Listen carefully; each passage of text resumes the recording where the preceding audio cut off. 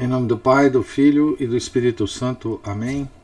Ave Maria, cheia de graça, o Senhor é convosco. Bendita sois vós entre as mulheres, e bendito é o fruto do vosso ventre, Jesus.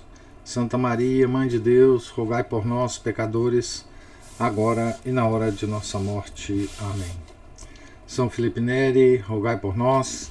Santa Cecília, rogai por nós.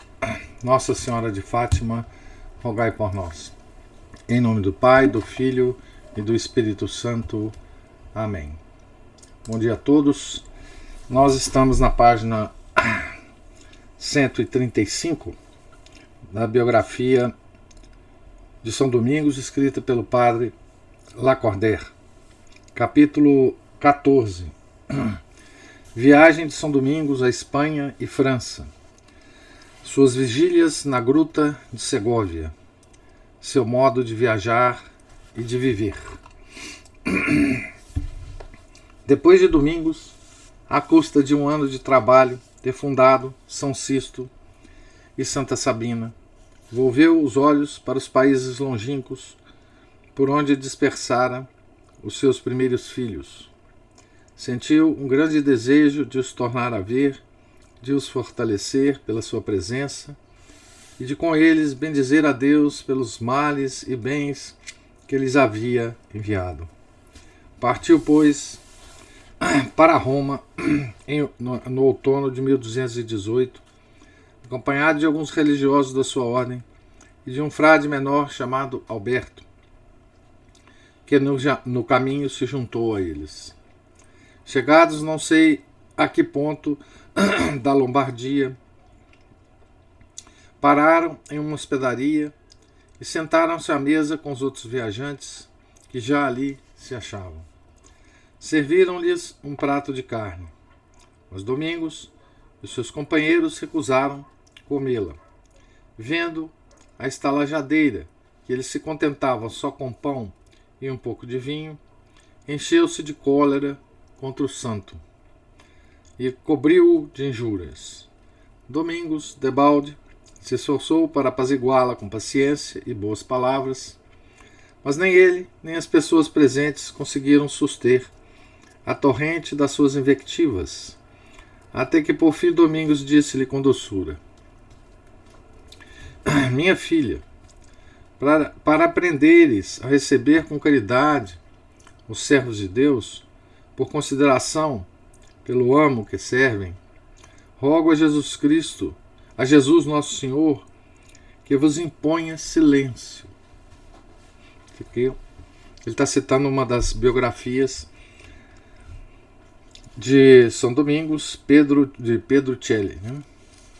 Pedro Celli. Apenas acabou de falar, ficou muda a estalajadeira. 8 meses depois, quando a volta de Espanha passou pelo mesmo sítio, essa mulher reconheceu-o e, lançando-se aos pés, pediu-lhe perdão, debulhada em lágrimas. Domingos fez-lhe o sinal da cruz na boca e imediatamente se lhe soltou a língua. Frei Alberto, por quem se soube esta história, contava também que, tendo-lhe um cão rasgado a túnica, o santo juntou os bocados com um pedaço de barro e assim a consertou. Tendo atravessado os Alpes, Domingos achou-se de novo nessas estradas de Languedoc, que tão suas conhecidas eram. Tudo estava, porém, completamente mudado. Nem mesmo teve a consolação de poder orar sobre a sepultura do seu magnânimo amigo, o conde de Montfort. Os seus restos mortais haviam sido transportados para a abadia de Fontevraud, longe do país onde fora coroado duque e conde, e onde a sua espada, morta com ele, não podia já proteger o seu caixão. Após uma rápida visita a São Romão de Toulouse e a Notre-Dame de Prouille, Domingos dirigiu-se imediatamente para sua pátria, cujo solo havia 15 anos não pisara. De lá saíra simples cônego de Osma. Para lá voltava apóstolo, taumaturgo, fundador de uma ordem, legislador, patriarca, destruidor das heresias do seu tempo e um dos mais potentes servos da Igreja e da verdade. Esta glória, porém, era o seu único cortejo e a sua única bagagem. Quem o encontrasse nos desfiladeiros dos Pirineus, dirigindo-se para a Espanha, tomá-lo-ia por um mendigo estranho que vinha aquecer-se ao ardente sol da Ibéria. Para onde se encaminhou primeiro? Seria o Vale do Douro. Esperavam-no, porventura, no palácio de onde seu pai e sua mãe haviam sido expulsos pela morte? Iria orar sobre a sua sepultura em Gumbiel de Izan ou sobre a de Azevedo, em Osma? Contemplá-lo-ia, porventura, a abadia de São Domingos de Silos, ajoelhado sobre aquelas lajes onde sua mãe alcançara a consolação, por meio de enigmáticos presságios? Nada nos diz a história a respeito de tudo isso. Nem carecia a história dizer-nos o que o coração do santo por si próprio nos revela. Com Jesus Cristo aprendera a enaltecer todos os sentimentos naturais, sem destruir nenhum.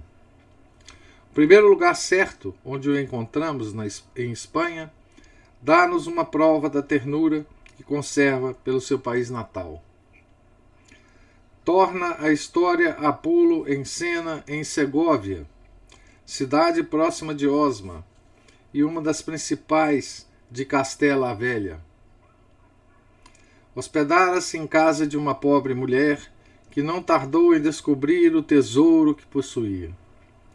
Desde a sua estada no Languedoc, Domingos tinha por costume trazer sempre vestido um duro cilício de lã ou de crina.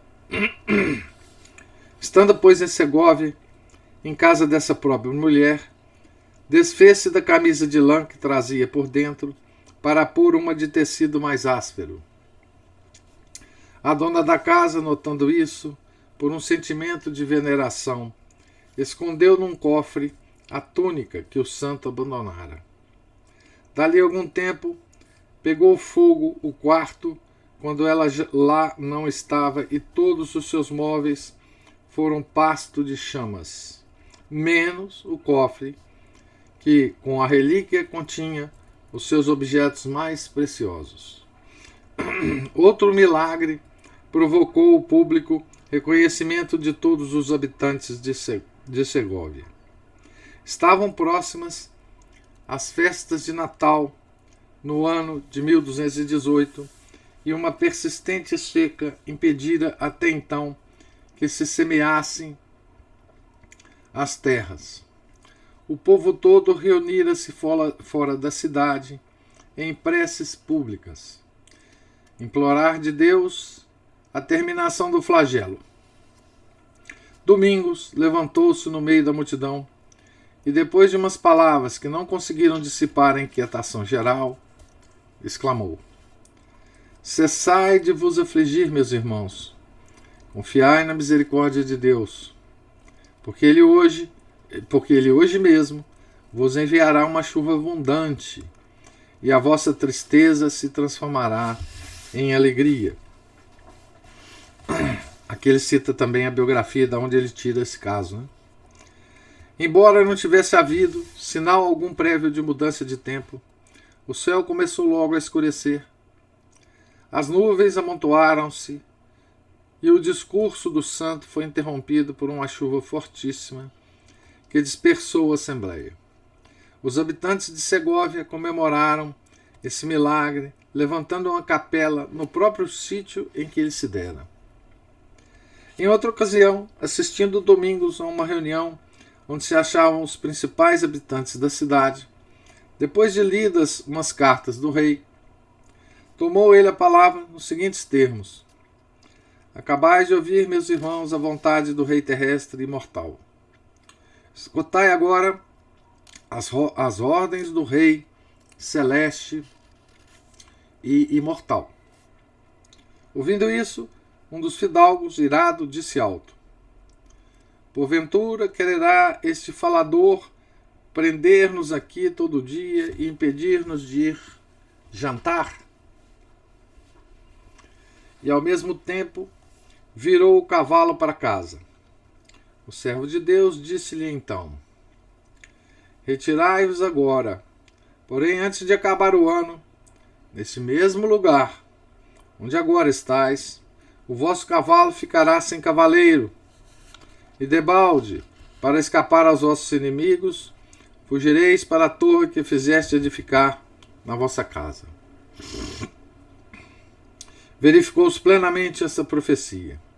Antes do fim do ano, esse fidalgo foi assassinado, assim como seu filho e um dos seus parentes, no próprio local onde ele se encontrava quando Domingos lhe dirigiu a palavra. Segóvia está situada entre duas colinas separadas por um rio.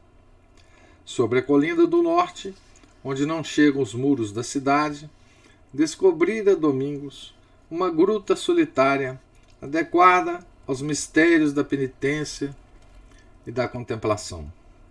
Foi aí que ele lançou os fundamentos de um convento a que deu o nome de Santa Cruz. Enquanto se construíam os seus muros nas modestas proporções que o santo afeiçoava, fez uma gruta vizinha, fez da gruta vizinha o seu oratório noturno, porque tinha por costume dedicar uma parte da noite à oração e toda a espécie de exercícios espirituais. Dava o dia aos homens, à pregação, às viagens e aos negócios. Mas quando o sol se punha, convidando ao descanso, ele também se retraía do mundo e procurava em Deus as forças de que a sua alma e seu corpo careciam. Ficava no coro, no fim das completas, tendo cuidado de que nenhum dos religiosos o imitasse, ou porque eles não quisessem impor um exemplo acima das suas forças, ou porque um santo pudor lhe fizesse recear que se descobrissem os segredos das suas comunicações com Deus. Mas a curiosidade, mais uma vez, foi superior às suas precauções. Os religiosos escondiam-se nas portas sombrias da igreja para espreitarem as suas vigílias. E foi desse modo que se chegou ao conhecimento de muitas tocantes particularidades sobre elas. Logo que se sentia só, protegido do seu amor pelas sombras, protegidos no seu amor pelas sombras e silêncios da noite, começavam suas inefáveis expansões com Deus. O templo, símbolo da cidade permanente dos anjos e dos santos, tornava-se para ele como que um ser animado, que procurava enternecer com suas lágrimas, com seus gemidos e com seus clamores. Andava em volta dele, parando diante de cada altar a fazer oração, umas vezes curvado profundamente, outras prostrado ou de joelhos. Era geralmente por uma inclinação profunda que ele começava a venerar a Jesus Cristo, como se o altar, símbolo e recordação do seu sacrifício, fosse a própria pessoa dele. Prostrava-se depois com a face no chão e ouviram-no repetir alto essas palavras do Evangelho: Senhor, tende piedade de mim, porque sou um pecador. E estas de Davi: a minha alma está presa à terra, concedei-me a vida segundo a vossa promessa. E outras semelhantes.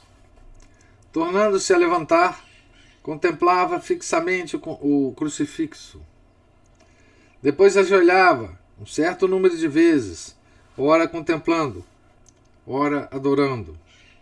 De vez em quando interrompia essa contemplação muda com grandes brados, dizendo: Senhor, a vós clamei, Não vos afasteis de mim, não sejais surdos às minhas preces.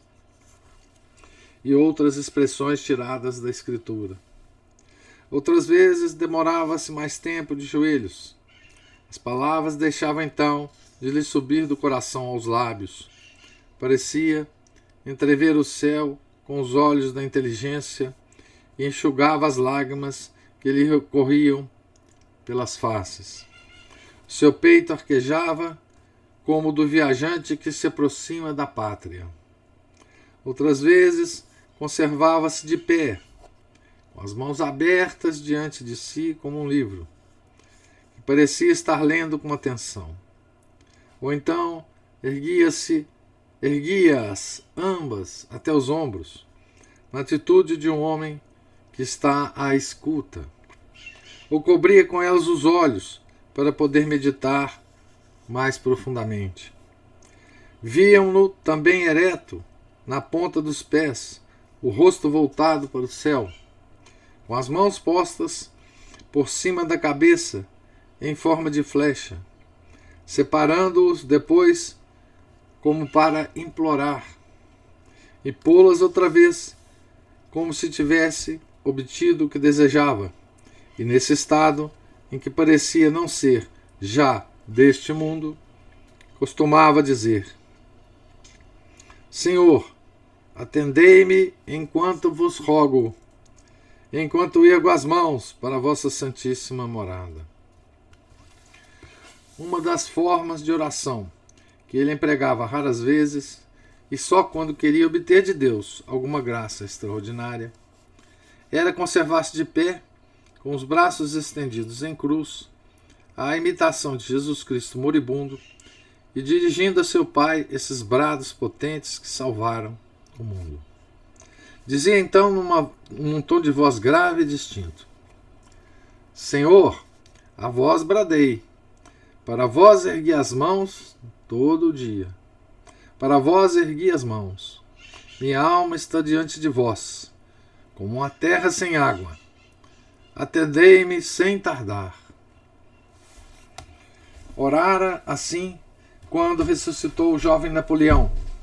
Porém, os que se achavam presentes não ouviram as palavras que ele pronunciou e nunca se atreveram a perguntar-lhe o que dissera.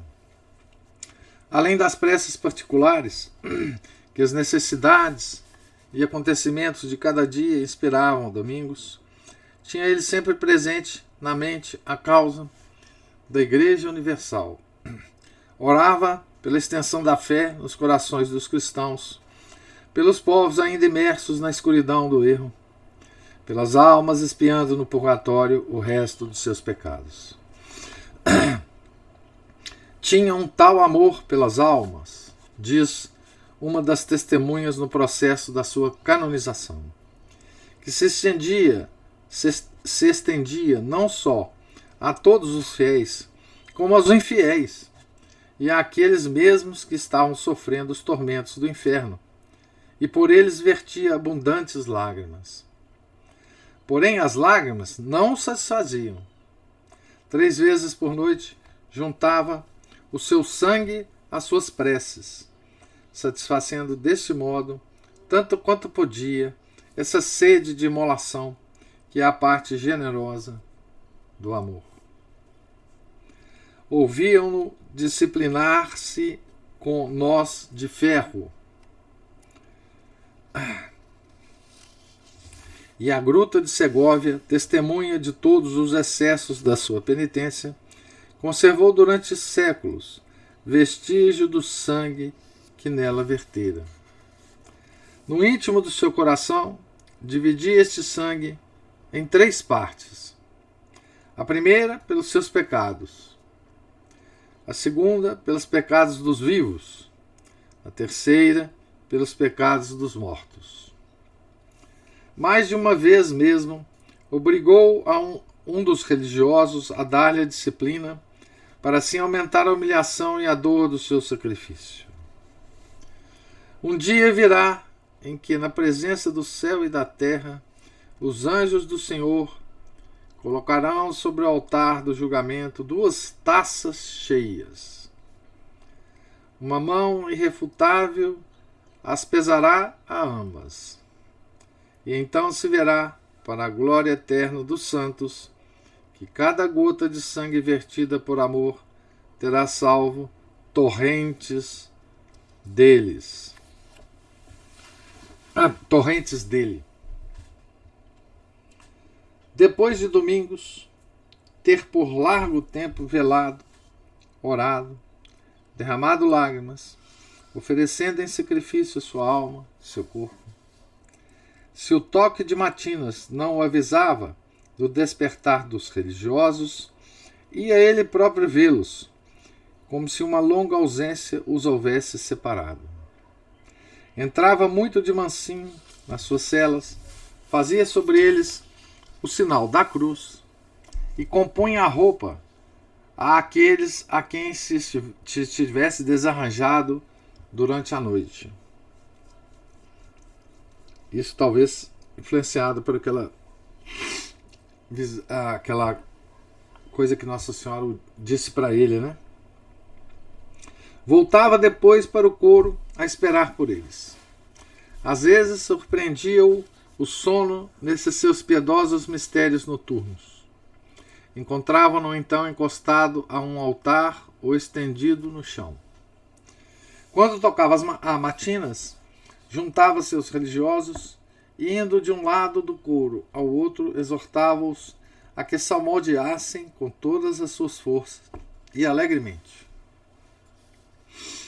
Depois do ofício, retirava-se para dormir em algum canto da casa, porque não tinha, como os outros frades, uma cela própria, e deitava-se mesmo vestido no primeiro sítio que encontrasse, em cima de um banco ou sobre a palha no chão, e às vezes no esquife dos defuntos. Dormia tão pouco durante a noite que muitas vezes adormecia à mesa no meio de alguma refeição. São Domingos nunca teve uma cela, né, nos conventos que ele fundou, né, própria. Quando saiu de Segóvia, onde deixou como prior Frei Corbalan, Domingos foi a Madrid. Ali encontrou um convento já começado. Supõe-se que tivesse sido por Pedro de Madrid, um dos que Domingos enviara para a Espanha quando os frades se dispersaram. Esse convento ficava fora dos muros da cidade. Mudou-lhe Domingos o fim a que fora destinado. Em lugar de frades, instalou nele freiras e dedicou-o a São Domingos de Silos. Porém, o nome de Silos desapareceu com o tempo e ficou o convento dedicado ao seu fundador, por uma insensível transformação em que todos foram cúmplices. É digno de nota que tanto na Espanha como na França e na Itália, o santo patriarca mostrava tanto zelo em fundar casas para freiras como para frades, lembrando-se sempre de que Nossa Senhora de Ruilhe fora a primeira das suas instituições. Ficou-nos um documento da sua solicitude pelas religiosas de Madrid, numa carta que lhes escreveu pouco depois da sua fundação, concebida nos seguintes termos: Frei Domingos, prior dos pregadores, à Madre Prioresa e a todo o convento das freiras de Madrid, saúde e aperfeiçoamento de vida pela graça de Deus nosso Senhor. Muito nos regozijamos e muitas graças damos a Deus pelo vosso progresso espiritual e por vos haver retirado da lama desse mundo. Combatei, minhas filhas, o vosso antigo inimigo com orações e jejuns, porque só será coroado o que tiver legitimamente combatido. Até aqui faltava-vos uma casa capaz, onde pudesseis seguir todas as regras da nossa santa religião. Mas agora não tendes motivos de desculpa, porque pela graça de Deus estáis de posse de um edifício onde essa prática regular se pode fielmente observar. Eis a razão porque eu desejo que de hoje em diante se observe silêncio em todos os lugares designados pelas constituições da ordem, a saber, no coro, no refeitório e nos corredores, e que em todos os outros lugares vivais segundo as vossas regras. Que nenhuma de vós transponha as portas do convento, e que ninguém entre dentro, senão o bispo ou qualquer prelado para pregar ou para fazer uma visita pública. Não abandoneis a disciplina e as vigílias. Sede obedientes à vossa prioresa. Não percais tempo em conversas ociosas. E como nos é impossível prover as vossas necessidades temporais, não querendo, por outro lado, agravá-las, proibimos a todo e qualquer religioso que aceite noviças que fiquem ao vosso encargo. Esse poder só pertence à prioresa de acordo com o conselho do convento. Recomendamos ao nosso caríssimo irmão Manés, que tanto tem trabalhado pela vossa casa e vos fez abraçar esse santo estado, que disponha, regule e ordene as coisas como melhor lhe parecer para viver de santa e religiosamente. Concedemos-lhe também o poder de vos visitar, de vos corrigir e mesmo, se assim o julgar necessário, de demitir a prioresa, ainda que não sem o consentimento da maior parte das religiosas. Poder-vos-á também conceder dispensas, conforme o julgar prudente. A Deus em Jesus Cristo. Então, uma carta, de São Domingos às freiras de Madrid. Muitos outros conventos de Espanha reclamam a honra de haverem sido fundados ou preparados por Domingos. Estando os primitivos historiadores calados a esse respeito, não julgamos nós, a propósito, mencionar essas pretensões. De resto, a pequena demora de Domingos na Espanha não confirma assaz. Não mencionaremos senão Valência, onde o santo passara 10 anos da sua mocidade e onde parece certo que estabeleceu uma confraria do Rosário e um convento sob o nome de São Paulo. Em Guadalajara, não longe de Madrid, viu-se Domingos abandonado pelos religiosos que levava consigo. Só 3 se lhe conservaram fiéis: Frei Adão e 2 conversos. Voltando-se para eles, perguntou-lhe se não queria também deixá-lo. Deus não permita, respondeu o irmão, que eu abandone a cabeça para seguir os pés.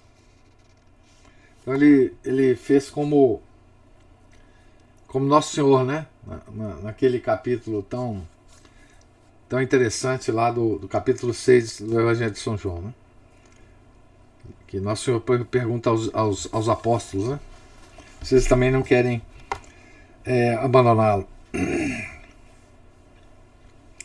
Essa deserção fora predita a Domingos em uma visão. Sem se alterar, começou a orar pelas ovelhas desgarradas e teve a consolação de ver quase todas voltar ao aprisco.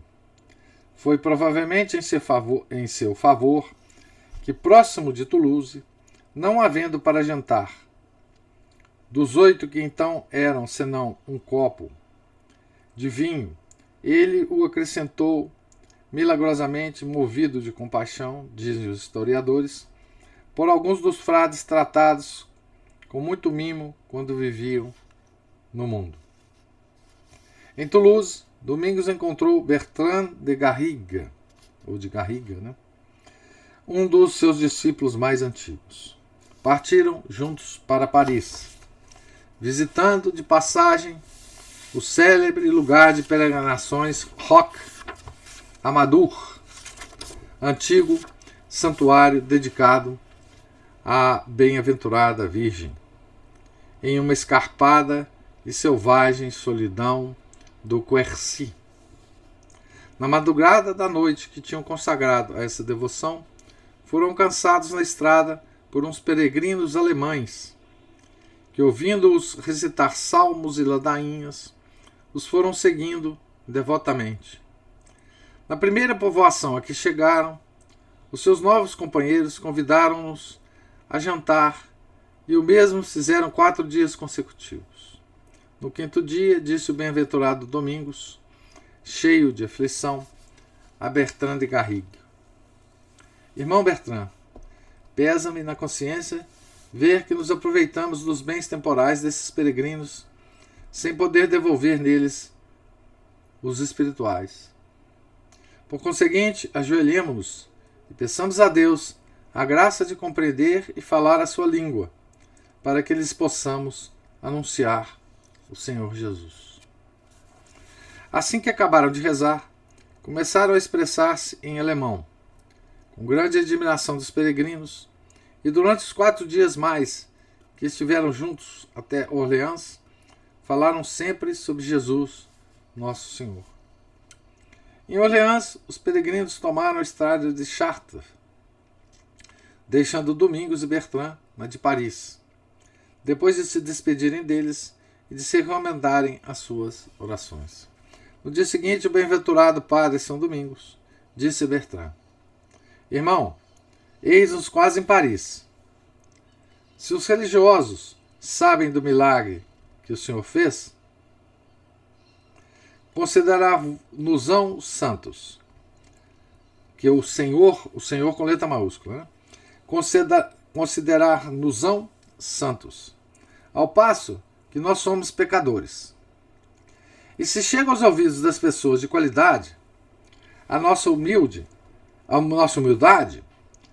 corre grandes perigos. Por conseguinte, proíbo-vos de falar nisso, seja quem for, antes da minha morte. Aqui ele cita a biografia de onde ele tirou também essa passagem, né? Uma das primeiras casas que atraiu as visitas de Domingos, quando entrou em Paris, pela porta de Orleans, foi o convento de Saint-Jacques. Nele havia já 30 religiosos. O santo patriarca só se demorou aí poucos dias, durante os quais deu o hábito a esse jovem Guilherme de Montferrat, que conhecera em Roma, em casa do cardeal Ugolino, e que lhe prometera fazer-se frade pregador, assim que tivesse estudado 2 anos teologia na Universidade de Paris. Cumpriu, nessa ocasião, a sua palavra. Aconteceu também nesse tempo Domingos encontrar-se com um bacharel saxônico chamado Jordão. Esse vai ser muito importante na hora, né? Jordão de Saxe. Era um mancebo hábil, eloquente, afável e temente a Deus.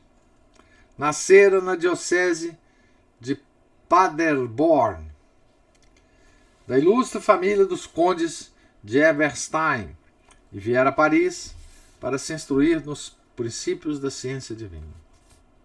Estimulado por Deus, que o destinara para ser o primeiro sucessor de Domingos no governo geral dos pregadores, sentiu-se logo atraído para o grande homem, cujo herdeiro havia de ser, e expôs-lhe a impressão ardente que Jesus Cristo fizera sobre o seu coração. Não quis Domingos, cujo contato era geralmente decisivo, apressar a marcha dessa alma predestinada. Somente aconselhou ao jovem saxônico que experimentasse o jugo de Deus, recebendo as ordens do diaconato, e deixou-o lutar com as inspirações do céu, enquanto não chegasse a mão que o colheria em plena maturação. Nada manifesta melhor o arrojo e impetuosidade do gênio de Domingos do que a ação exercida no convento de Saint-Jacques pela sua curta aparição.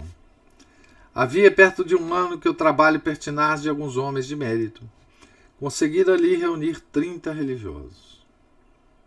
E todos os esforços dessa recente comunidade se limitavam a procurar aumentar o seu número por meio de uma penosa multiplicação. Chega Domingos. Lança os olhos sobre a pequena comunidade francesa e julga suficiente para povoar a França de pregadores. Por sua ordem, parte Pedro Celane para Limoges, Philippe de Reims, Guerric, Philippe para Reims, Guerric para Metz, Guilherme para Poitiers. Alguns outros religiosos para Orleans, todos incumbidos da missão de pregarem nessas cidades e de nelas estabelecerem conventos. Pedro Celane expõe a sua ignorância e a penura de livros em que está. Domingos responde-lhe com uma intrépida confiança em Deus. Vai, filho, vai sem receio. 2 vezes por dia pensarei em ti diante de Deus. Não duvides. Conquistarás muitas almas. Produzirás frutos, crescerás e multiplicar-te-ás, e o Senhor será contigo. Contava Pedro Celane, mais tarde, na intimidade, que cada vez que se sentia aflito, interior ou exteriormente, se lembrava dessa promessa. Invocando a Deus e a Domingos, tudo lhe correra bem. Domingos saiu de Paris pela porta de Borgonha, em Chatillon-sur-Seine. Ressuscitou o sobrinho de um eclesiástico em cuja casa se hospedara. Caíra esta criança de um andar superior e levantaram-no meio morto. Seu tio deu grande banquete em honra do santo. Vendo Domingos que a mãe da criança não comia, porque estava com febre, ofereceu-lhe um pedaço de enguia que benzera, dizendo-lhe que comesse pela virtude de Deus, e esse remédio curou-a imediatamente. Depois disso voltou o glorioso padre para a Itália, acompanhado de um irmão converso chamado João. Esse irmão caiu doente por efeito da fome no meio dos Alpes Lombardos e não podia andar, nem mesmo levantar-se do chão. O piedoso padre Domingos perguntou-lhe: Que tendes, meu filho? Por que ficais parado? Santo Padre, é porque me sinto morrer de inanição. Redarguiu-lhe o santo: Coragem! Andemos mais um pouco e chegaremos a algum sítio, onde encontraremos alguma coisa para restaurar as nossas forças. Como, porém, o irmão respondesse que lhe era impossível dar mais um passo, o santo, com toda a sua bondade e comiseração, recorreu ao seu habitual refúgio, que era a oração. Dirigiu uma breve súplica ao Senhor e, voltando-se para o irmão, disse-lhe: Levantai-vos, filho, ide a esse lugar que se avista daqui e trazei o que lá encontrardes. Levantou-se o irmão com extrema dificuldade e arrastou-se até o lugar onde lhe fora indicado, a uma distância aproximadamente de um tiro de pedra. Encontrou um pão de uma extraordinária alvura, embrulhado em um pano de um branco puríssimo. Trouxe-o e comeu dele, por ordem do santo, até lhe voltarem as forças. Quando acabou, perguntou-lhe o homem de Deus se podia andar agora, que já matara a fome. E ele respondeu que sim. Levantai-vos então, disse-lhe, e pegai o resto do pão, embrulhai-o no pano e ponde-o onde o encontrastes. Obedeceu o irmão e foram continuando o seu caminho. Um pouco mais adiante, o irmão, caindo em si, disse consigo mesmo: Ó meu Deus, quem poria ali aquele pão? E de onde viria? Por força que não estou em mim, pois nem sequer ainda tinha pensado nisso. E voltando-se para o santo, disse: Santo Padre, de onde veio aquele pão e quem o pôs ali? Então, esse verdadeiro amante e guarda da humildade disse-lhe: Filho, não comeste quanto quiseste? Ele respondeu: Sim. Pois então, acrescentou o santo, visto que comestes quanto quisestes, Dai graças a Deus, e não vos inquieteis do resto.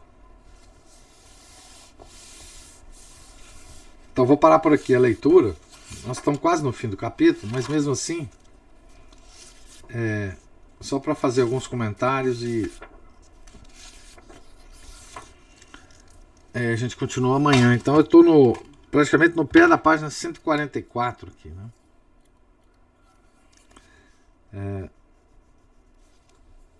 Então, esse capítulo é muito interessante porque é um capítulo descritivo, mas ele nos dá um pouco a ideia de um cotidiano de São Domingos, né? De oração, sobretudo da oração, e de como que ele viajava, né? Então, veja que coisa extraordinária, né? Nós vimos São Domingos sair de Roma para Espanha e depois para Paris, né? De Roma ele saiu com alguns frades, né? Desses uma parte o abandonou pelo caminho, né? E veja que mesmo esses frades, sabendo que era São Domingos, provavelmente tendo até visto algum milagre que o santo tivesse feito, né? Por exemplo, o primeiro milagre que é descrito aqui é aquele que ele faz com que aquela estalajadeira, tagarela, fique muda, né? E só depois que ele volta, né? Que ele cura a mudez da estalajadeira. Então, provavelmente esses frades que o deixaram viram esses milagres, né? E por isso que eu acho sempre, né, que milagre não converte ninguém, né? Muita gente pensa que o mundo está assim hoje porque não existe mais os santos que fazem milagres, etc, etc. Nada disso. Milagre não converte ninguém, né? Vocês veem que os próprios frades, né, que o acompanhavam, deixaram São Domingos, né, pelo caminho. A outra coisa que a gente vê muito interessante nessa descrição é uma certa disciplina de oração de São Domingos, né? Como é que ele rezava, né? E à noite, né? Ele, é claro que quando ele estava caminhando, estava cantando salmos, etc, etc. Mas ele separava a noite para rezar. E não para dormir, né? Então São Domingos é aqueles penitentes, né? Como tem muitos outros na história da nossa igreja, né? O São Pedro de Alcântara, né? Conta-se que São Pedro de Alcântara também nunca dormiu, né? Por moto próprio, né? Ele desmaiava, mas e depois logo que acordava já continuava as orações, né? Então São Domingos era um pouco assim. Eles o encontrava na igreja caído, né? De exaustão. Então ele pregava de manhã, ele pregava ao longo do dia, visitava os conventos, né? E rezava à noite, né? E quer dizer, essa é uma disciplina inimitável, né? Só santo mesmo que consegue fazer isso, né? Vimos os silícios, né?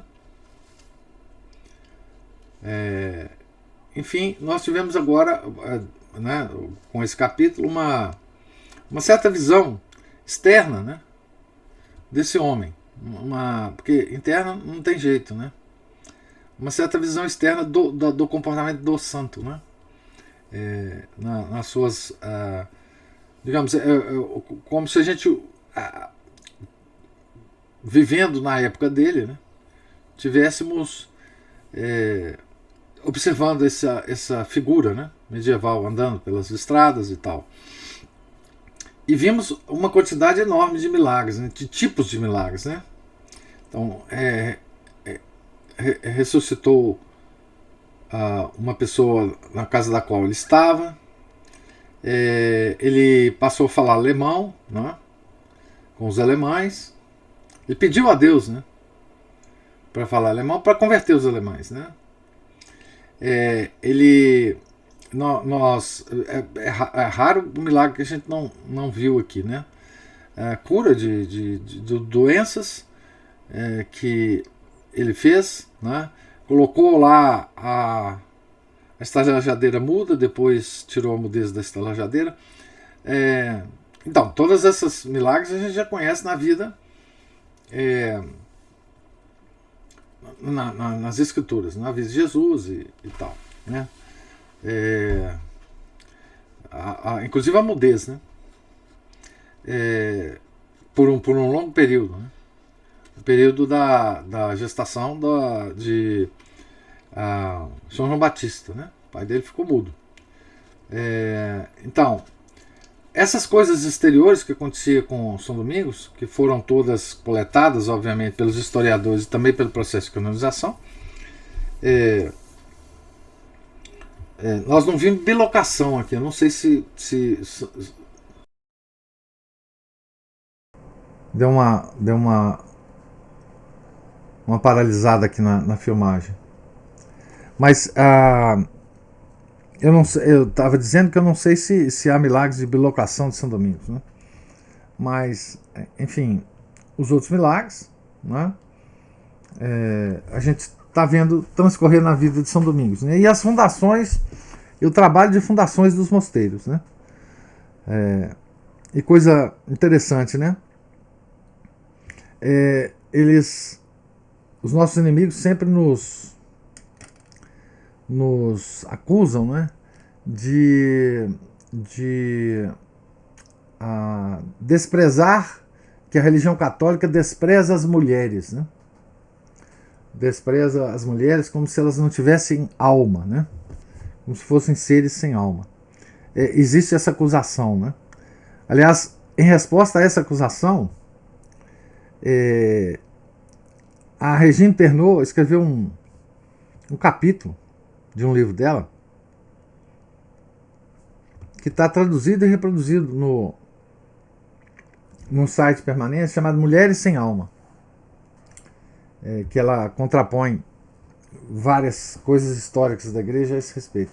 Mas aqui em São Domingos, né, a gente vê o cuidado que ele tem em fundação de conventos femininos, né, das mulheres. Então, o primeiro convento que a Ordem de São Domingos teve foi um convento de mulheres. Né? Então, ele tinha essa preocupação, né, com as suas filhas, né, que nos deram essas fundações dos conventos femininos, nos deram grandes santas, né, dominicanas. Né? Então é isso, quer dizer, meus comentários sobre essa parte se resumem a isso que eu acabei de falar. Pergunta agora se tem algum comentário, alguma pergunta de vocês. E aí, professor? Grande Márcio, diga lá. Tudo bom, professor? Tudo bom. Bom, é interessante em alguns livros que enquanto alguns eles mostram as façanhas dos santos, né, da forma resumida, e muitas às vezes falam, né, claro, a interação dos leigos ou até mesmo das autoridades, dos nobres, né, os três estados, enfim, com santos, mesmo de forma muito rasa, né, rasteira. Esse livro é interessante, e outros livros também de biografias de santos que comentam mais o contexto, que contextualizam mais a ação do santo, interação tanto com a aristocracia, a nobreza, o Estado e também com os leigos, a gente vê também, muito interessante, a reação e a ação. O que seria um Estado ou um leigo fiel e um infiel? Né? E quantas vezes a gente pode perceber nisso, assim, quão distante que a gente está, assim, de uma reação realmente fiel àquilo que Deus quer e àquilo que a igreja sempre ensinou, né? Então, isso é uma parte interessante. Tanto é que, diante dos flagelos, das calamidades, as pessoas tinham uma reação, né? uma forma de suplicar a divindade para aplacar aquele castigo, né? E também procissões, rogações, penitências, né? De modo geral. E ver quão que o povo na época sofria com esses flagelos, e mesmo assim não se chega aos pés em termos de penitência geral aqui do nosso tempo, né? Tanto que até o senhor falou aí que como ele fundou conventos para as moças, como ele pegava a juventude, fundava conventos. Hoje a juventude praticamente só se reúne em baladas, né? Uhum. E outra, aí se eu puder fazer mais algum comentário a respeito sobre isso, né, principalmente como as procissões têm desaparecido do nosso cenário. Acabou. Né? E também das confrarias do Rosário, que ele começou a fundar, outros santos fundaram. Há algumas confrarias no Rosário que ainda existem. No Brasil, eu consegui localizar uma entre os padres monfortinos ali em João Molevade. Uma nos Estados Unidos dos americanos, já são novos ordos, mas um novos ordo menos desalinhado.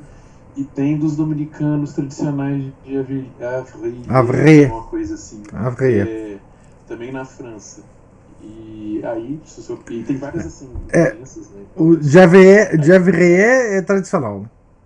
Sim. Não, exatamente, é isso aí. Uma coisa curiosa é o seguinte, nós não perdemos só o hábito, Márcio, mas uma coisa muito mais grave, nós perdemos as palavras. Nós perdemos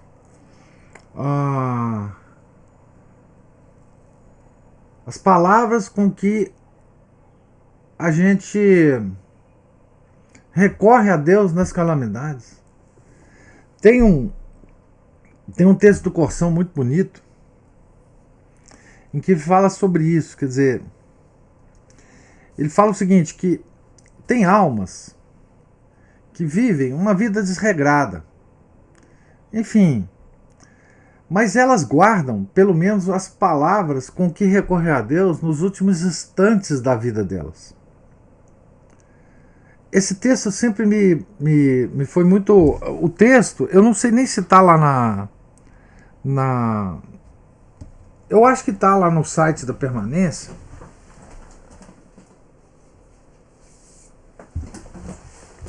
Calhou de eu ter lido esse texto lá para os pais da escolinha, esse final de semana. O texto chama assim, As Alternativas do Homem.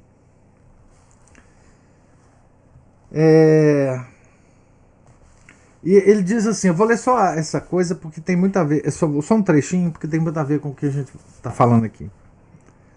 Ele diz assim, mais sombrias se tornam as alternativas se a alma negligente das coisas de Deus, de tal modo se afasta da vida interior, que chega a esquecer as linhas essenciais da doutrina da salvação e até as palavras por Deus mesmo escolhidas para o grito de socorro. Aqui ele está falando de vários tipos de almas, mas essa alma, essa última, é a alma que esqueceu o grito de socorro, né? Então hoje, se você comparar, né, em termos coletivos, né, nós não a juventude não sabe mais o que é uma procissão, né? Se você não for mais antigo,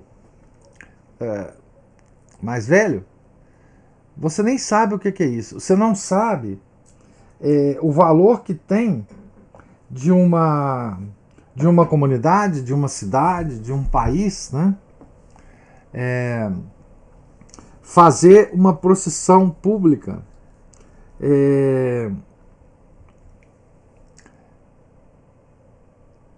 gritando a Deus por socorro. Nós não sabemos mais a força disso. Nós perdemos não sabemos mais fazer isso. Aquelas procissões do Santíssimo, né? As procissões da Semana Santa, enfim. Nós, quer dizer, como coletivo, nós já não sabemos mais as palavras de socorro com as quais nós podemos recorrer a Ele, principalmente em tempos de calamidade. Você falou em tempos de calamidade, né? Então, em tempos de calamidade, o clero, os bispos, né, orientavam as pessoas o que elas tinham que fazer, né? O que a população da cidade, enfim, fazia, né? Hoje é praticamente incomunicável essa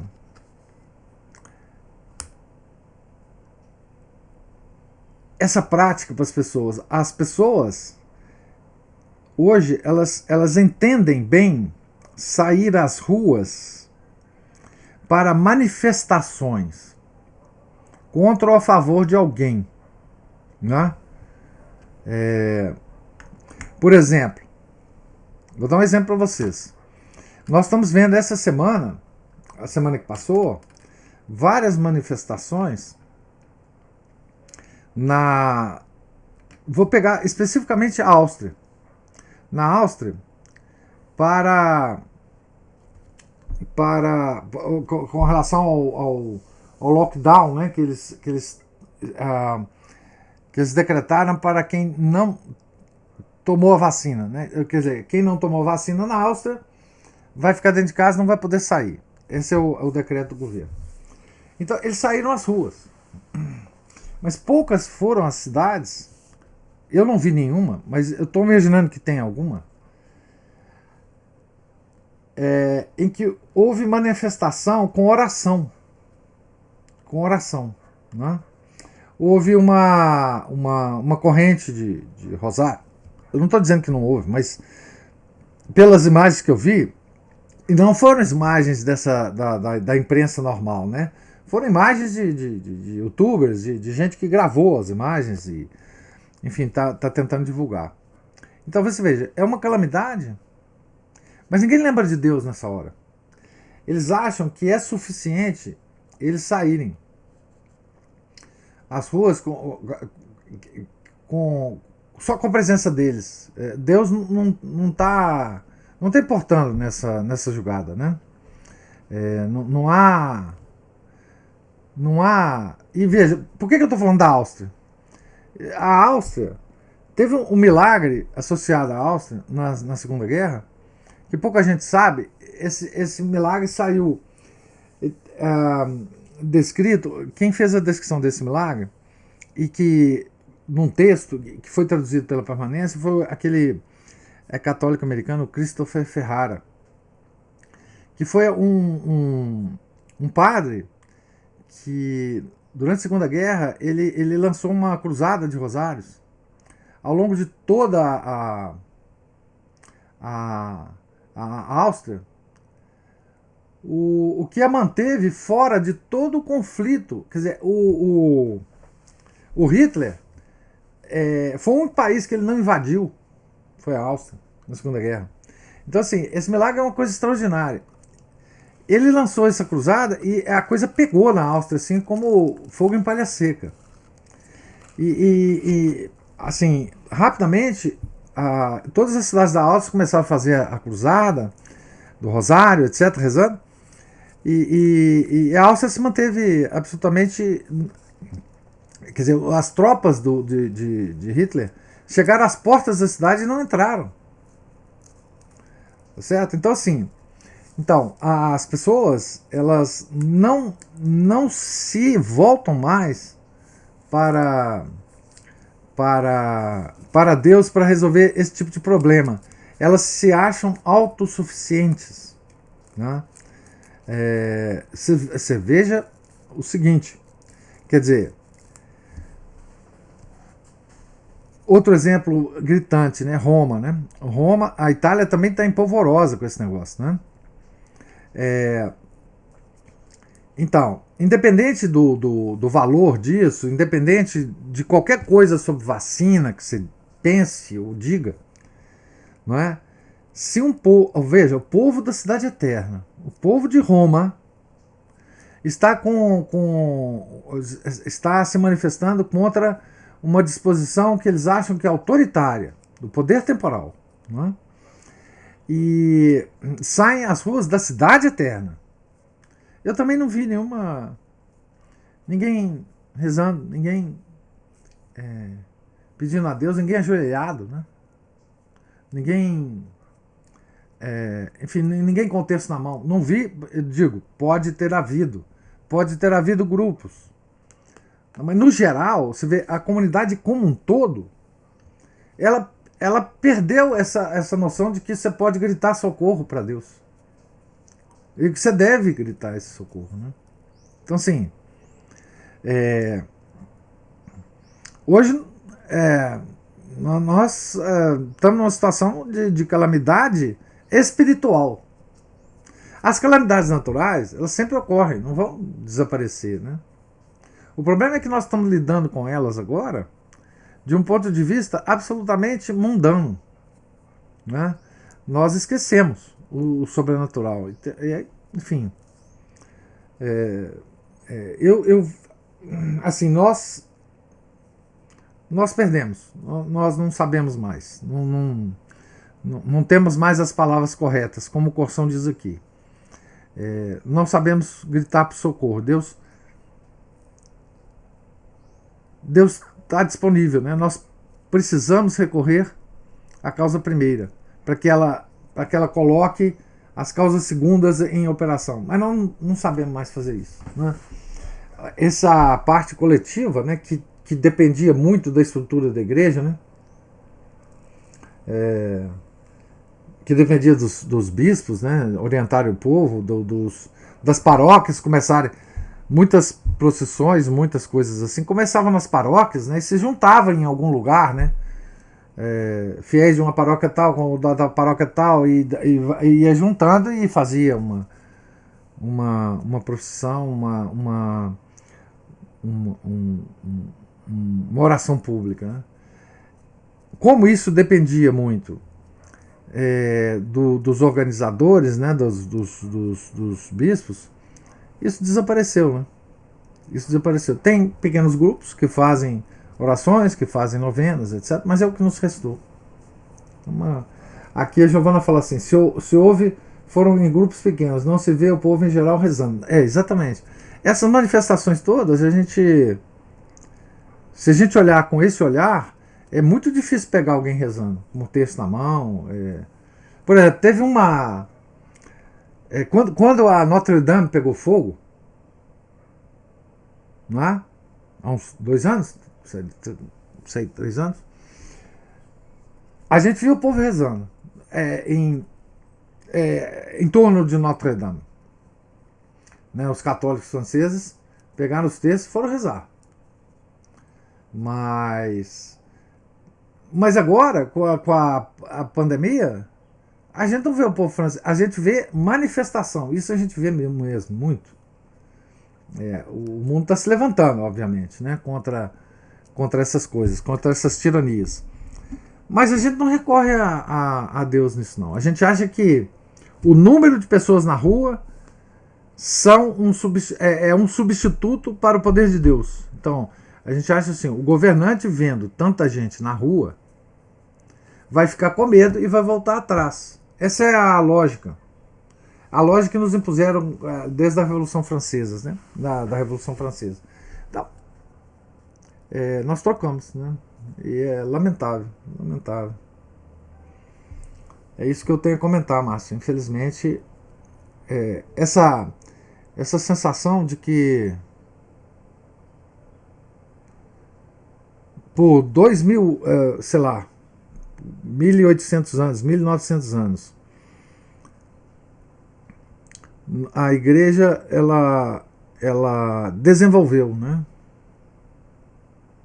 uma forma pública de demonstrar a nossa religiosidade e de clamar a Deus para a comunidade, de mostrar a Deus que a comunidade estava em penitência, de que a comunidade aceitava o castigo, mas pedia misericórdia de Deus para aliviar um pouco os sofrimentos, né?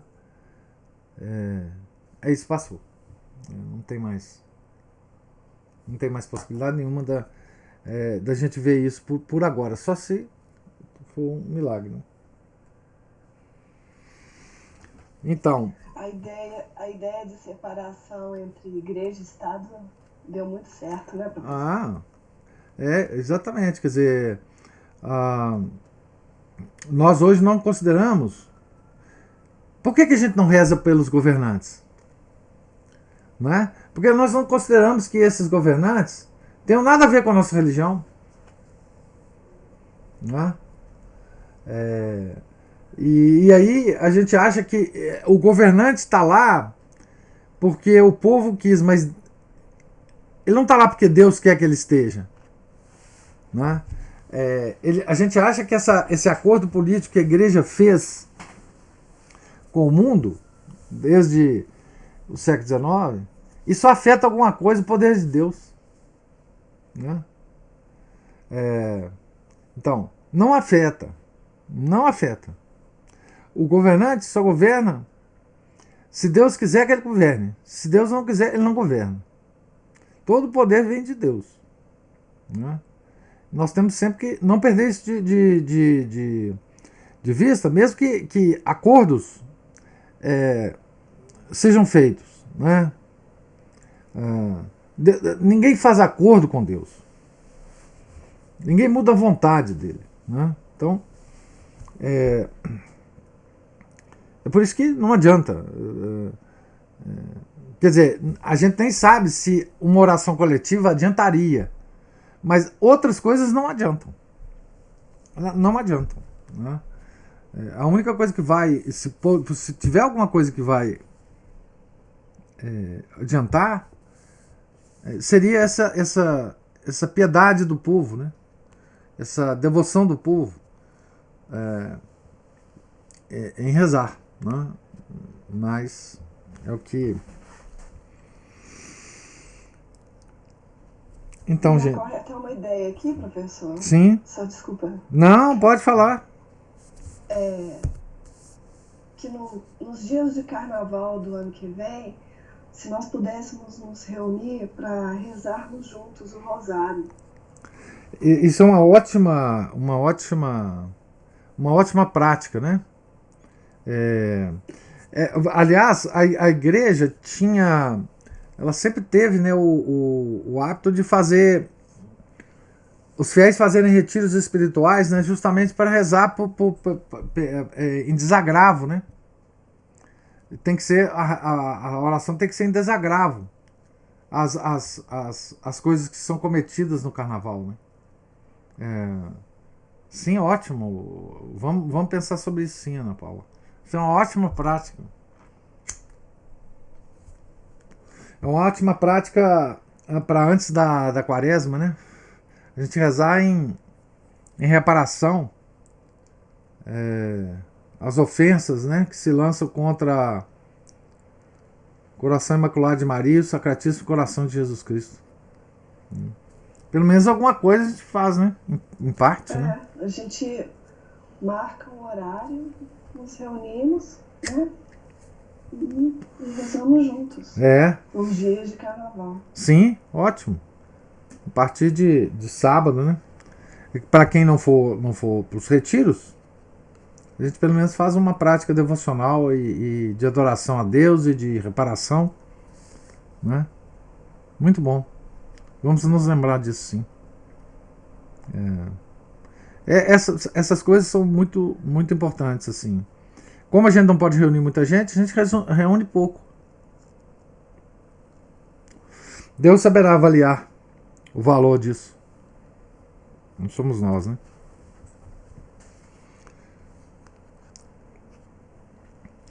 Então, gente, Deus lhes pague a presença,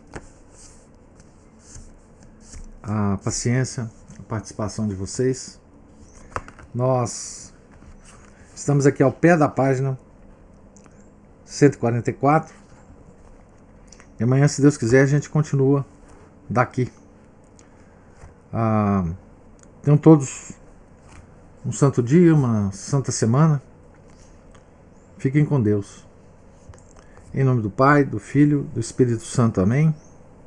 Ave Maria, cheia de graça, o Senhor é convosco. Bendita sois vós entre as mulheres, e bendito é o fruto do vosso ventre, Jesus. Santa Maria, Mãe de Deus, rogai por nós, pecadores, agora e na hora de nossa morte. Amém. São Felipe Neri, rogai por nós. Santa Cecília, rogai por nós. São Domingos de Gusmão, rogai por nós. Nossa Senhora de Fátima, rogai por nós. Em nome do Pai, do Filho e do Espírito Santo.